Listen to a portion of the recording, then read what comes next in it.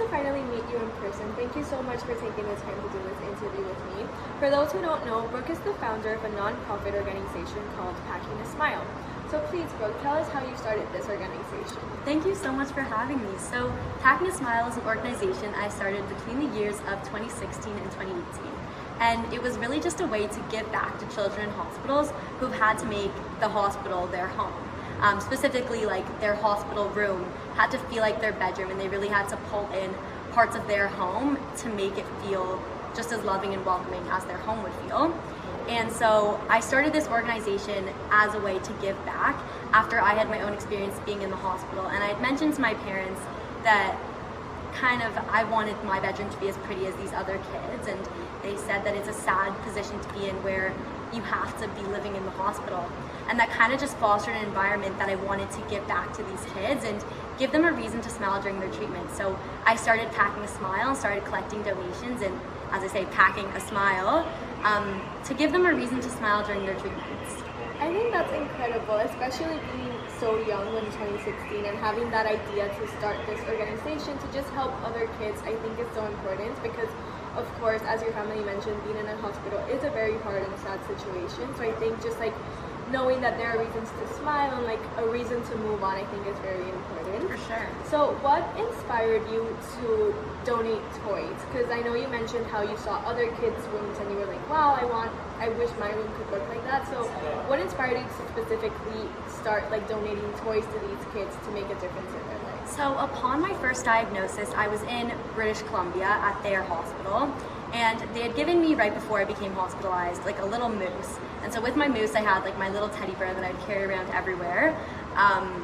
And those were two things that really made me smile. So something to them that just seems like a very easy thing to give to a child, it made all the difference.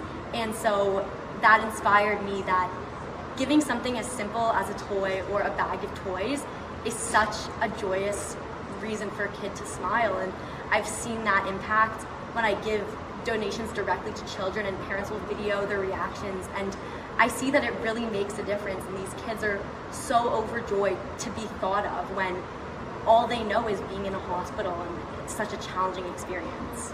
Yeah, I think that's incredible. Honestly, just seeing kids smile is the best feeling in the world. It's amazing. So the fact that you created an organization that works on literally packing a smile, I think that's incredible. And it's a great way for them to recognize that they're cared for too, and that like their illness does not define them and their struggles don't define them, and it's just a motivator to kind of keep moving forward. Yeah, thank you for that. So you mentioned that you started this around 2016, so it's been roughly around 5 years since you started this project, and you've already accomplished so much.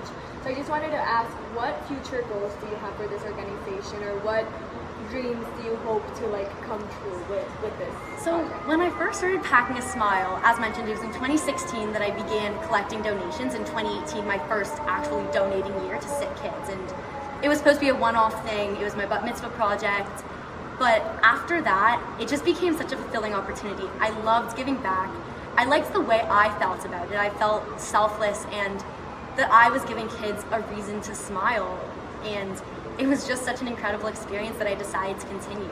So my goal went from just one hospital to 3 to 5, and it slowly grew to my donating to 10 hospitals and packing 500 bags a year to give kids a reason to smile. So from Toronto-wide, it grew to Ontario-wide, and now my hope is to grow to Canada-wide and be able to donate to hospitals like CHEO in Ottawa and the British Columbia Children's Hospital, other hospitals, to really outreach Packing a Smile and allow it to grow as an organization. I think that's great that you started just in Toronto, and now you are taking that extra step and you're being brave enough to actually do Canada-wide, because of course there are kids everywhere all around Canada, and it's very important for them to feel as loved as your organization Exactly. makes them feel. I think that's amazing. Thank you. So for the donations of the toys, if other toy companies wanted to get involved, how could they get involved with you? So the biggest way to get involved, as you've seen on my Instagram, is a lot of companies will do physical donations. So they'll send me boxes of either out-of-line toys or toys that might not be needed anymore, and they'll send me things that I really just get to donate right directly to the kids, and I'll pack it with a few other things and some big toys and some smaller ones and some stuffed animals and just anything that'll give the kids a reason to smile. And I incorporate the company's ownership, so they put themselves out there to donate, and so I'll recognize them and send them a thank you letter and post them on Instagram, just so so other people recognize the companies that are being so caring to donate to Packing a Smile. And my other way to donate is through my GoFundMe page. So either people within my community, really anywhere around the world, companies, individuals, they're able to donate directly to Packing a Smile's GoFundMe page. And with that money, I take it to purchase toys, books, and games for any age group that may have not been adequately fulfilled with donations. And it just really increases the number of donations I'm allowed to make per year, or I'm able to make. I think that's great that you're not only relying on like toy companies specifically, but also you have your GoFundMe page, so that if anyone just wants to send in some money, Yeah, they can especially do that. with the pandemic, it made it increasingly challenging for companies to be able to donate end-of-line toys. So when I started my GoFundMe page, my goal was initially $1,000. I hit that within a week. My goal right now is $10,000 on my GoFundMe page, and I'm at $7,000. So I'm very close, and the donations just keep coming, and it's incredible. No, that's amazing. Honestly, you started so young, and look at everything you've accomplished. I think that's amazing. Thank you so much. Well, thank you so much for taking the time to do this interview with me. And for our customers, for the month of June, every purchase that you make in our Great Pretenders website, we're going to send one gift to Packing a Smile. And you can also make a direct donation through our website. Thank you so much.